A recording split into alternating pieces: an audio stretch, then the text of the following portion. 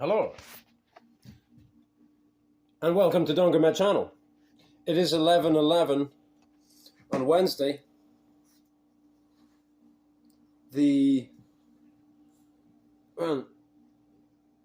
My watch is off, and so the minute hand says 15, and I can't see that. It's Wednesday the 1st. Happy new month. Happy Worstenholm Wednesday. This is a Worstenholm IXL butcher knife, which I grabbed off the wall because I wanted to, more than anything, look at this butcher knife again. But this is also take 3 of this video. Kind of fudged it the last 2 times. I'll probably do it worse this time, but you know, as long as we get some kind of potent effect. It can be gad, it can be bud, as long as it gets a reaction. Let's make a bacon cut with the Worstenholm knife. I think this is going to be the performer in this instance, actually. Something tells me. Oh, I got a bit thick up here. Ah, well, we're at a kilter on the bacon here. Oi. You know what? That was a little tougher than I thought. Let me try again. Try again and see if I can use this sweep a bit more.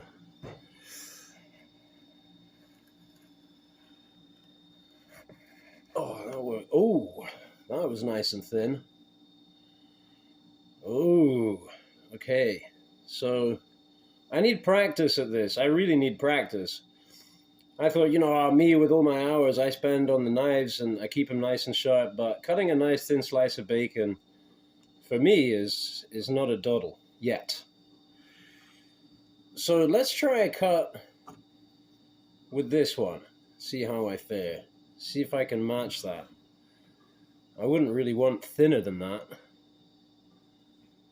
It's nice also, I find, to have, you know, a bit of a selection in your breakfast bacon. You can have some thin crispy bits, some chunky chewy bits.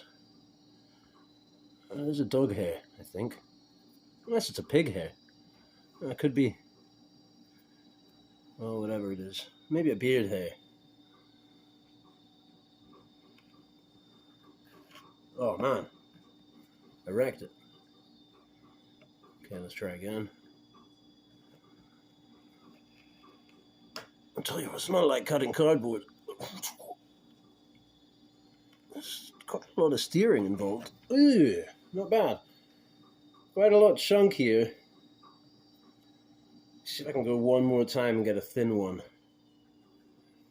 Should have really practiced this off camera, but here you go. You know, it's part of the arc, isn't it? You know, you get to see me.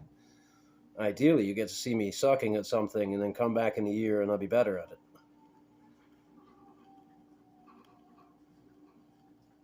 Happy to practice a bit of bacon slicing every day of my life. Why not? That would be a blessing. Okay.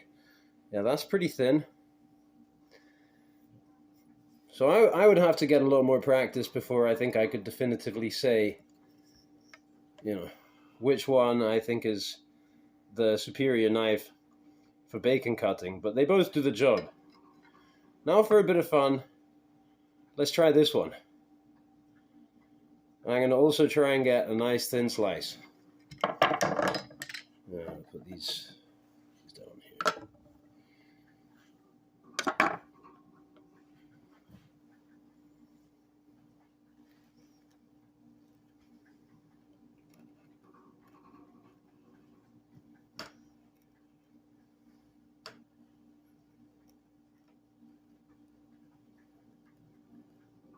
It's hard to work with this knife.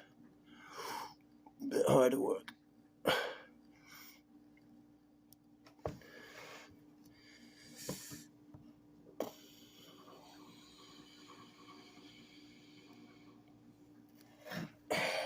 However, yes, okay, and I think with practice, I can get it down to whatever thinness I want. I'm not used to cutting this medium. It's kind of different from, yeah, wood and newsprint and stuff. Excuse me. So I grabbed this one. You know, let's say, what if these two, so to speak,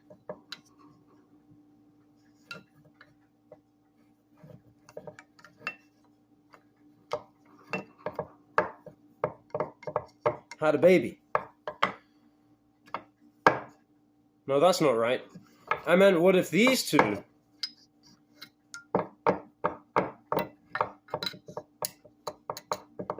had a baby? That's what I meant to say, right? Sorry, I fudged the joke. Let me just kneel down here so I can see what I'm doing. So, you should be able to see somewhat. Well, you probably can't now because it's smudged with the bacon grease. But there's a little bit of this effect going on here, right? Where we're thin down here. This is the Scolder Arcadia with the triphasic grind.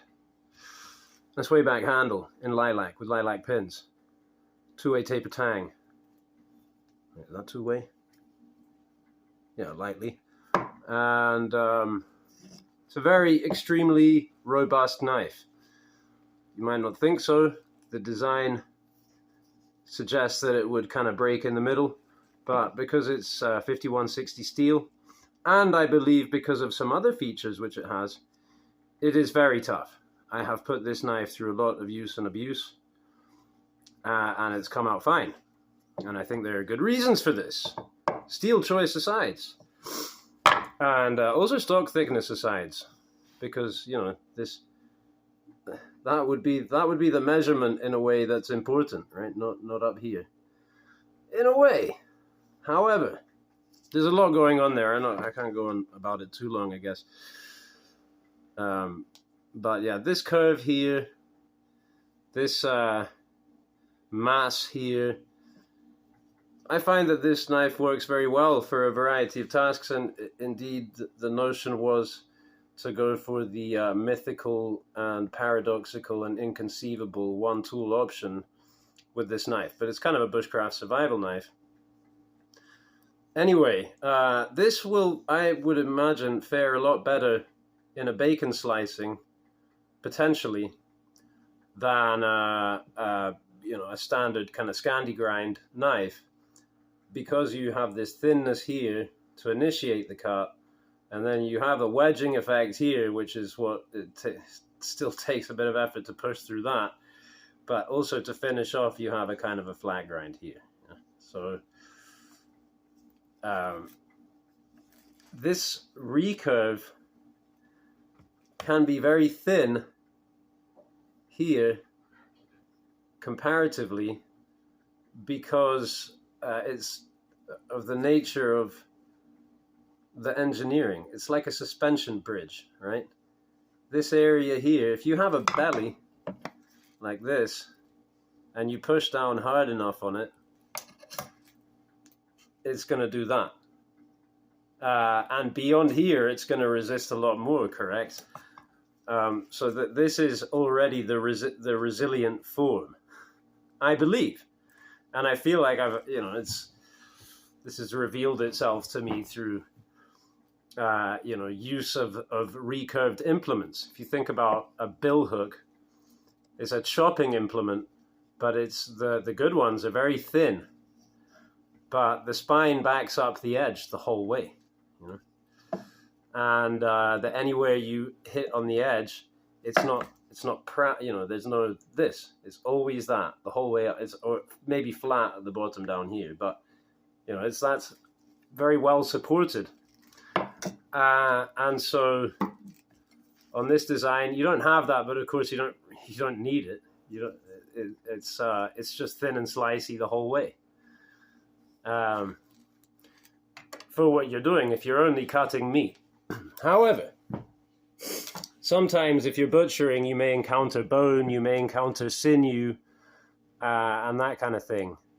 So the notion here is to have the blade thinner, which it is subtle, because this is very thin stock. It's like 1/16 inch. stock to start out. But the way I ground it, which is all on the Tormek, water cooled and very slowly, it's thinner down here and thicker up here. And so because you got this kind of nub there, left unsharpened, I've seen that on other kind of butcher knives. It made sense because it keeps this heel here really strong, so it's backing up whatever's in front of that, and you don't cut your finger. And for sharpening, you just start your steel here and run it or whatever. If you're using a steel or a rod, which is a good way with this because of the recurve. So also this area will not contact the board at all. Wherein you can also, that's another justification for having it thinner. So the idea is you can have extremely thin and slicey here. Thinner and slicier than you could risk on this knife, all else being equal, because this will fail sooner because of this convex. I'm not talking about the grind, but I'm talking about this convex, right? Like a longboard, like a longboard skateboard versus a concave skateboard. The concave one is the one that's going to take more of a beating, I reckon. Trying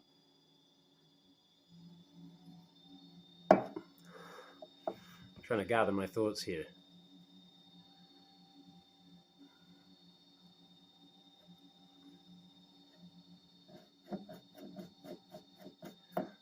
I felt like I understood this. I never really understood the form of the butcher knife, and it kind of looked ugly and impractical to me.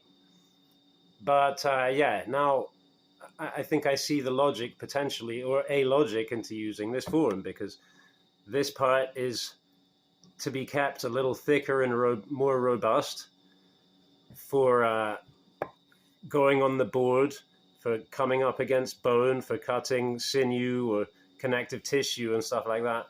And this area is never touches the board and initiates the cut. And you get a fair amount of the cut done. You get most of the cutting done, more than half, only on that area. And it just slides in so easily. I'm telling you, the three knives here, obviously, now this one is the one that, at least at this stage of the cut, it just goes in so, like the proverbial knife through butter, which this is a bit tougher than butter, I guess.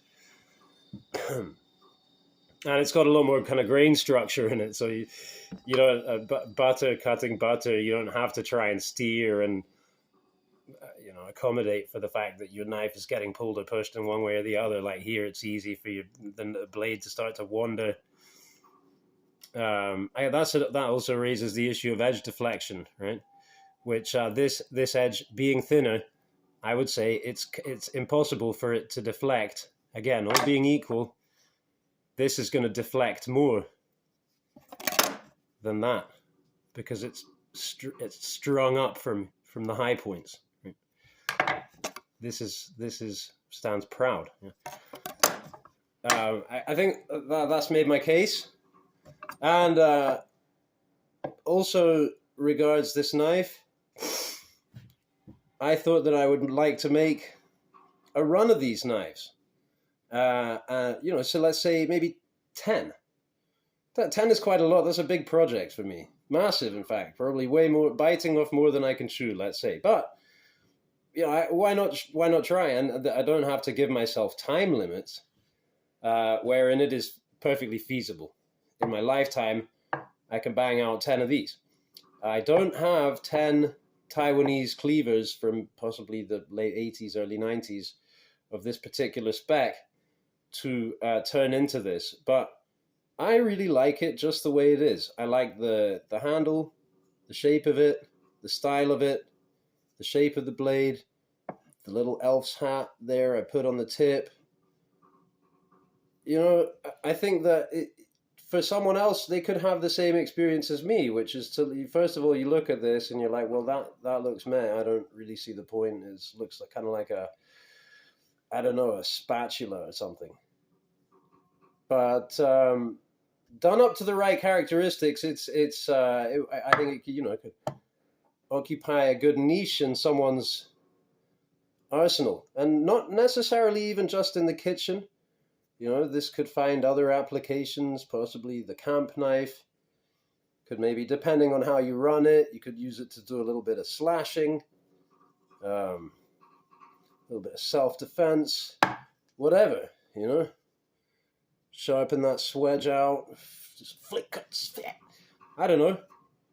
I think it's cool. So I had the idea, which I shared with Jacob of Very Good Knife Company, that we do a kind of a collaboration wherein he makes me the blanks with the handle. You know, pick some nice handle materials, and he can just do the whole thing heat treated with no grinding, no preheat treatment grinding. Send them over to me, and I can painstakingly, under water cooling, do my thing, right? And try and get them really good. And I think that would be fun, and some people might enjoy, and it could lead to further adventures in knife making, modding, and all that good stuff. Well, that's been my spiel for today about butcher knives. Thank you for joining me, and wish you a very good day. Bye.